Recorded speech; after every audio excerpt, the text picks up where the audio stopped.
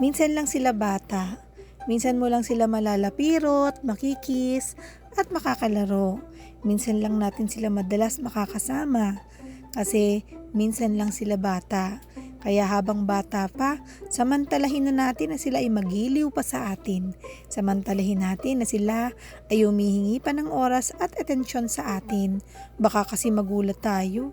Minsan isang araw, iba na ang gusto nilang kulitin.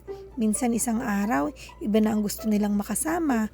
Kaya ngayon, habang maliliit pa, sinasamantala ko na. Kasi ang mga anak natin, hindi habang buhay sa atin. Pinahiram lang sila sa atin. Inihabilin para sa pagdating ng panahon maging katulad rin nila tayo. Mga magulang na maghuhubog na mga susunod na salinlahin natin. Kaya ngayon, samantalahin na natin ang mga oras na nakadepende pa sila sa atin. Dadating ang panahon, ang pakpak nila ay magkakaroon na ng kakayahang lumipad at lalayo na sila sa atin. Mag-ready ka kananay sadyang ang mga anak natin ay ilalaan para sa iba at hindi talagang atin. Yun lang, happy life, happy kananays, bye!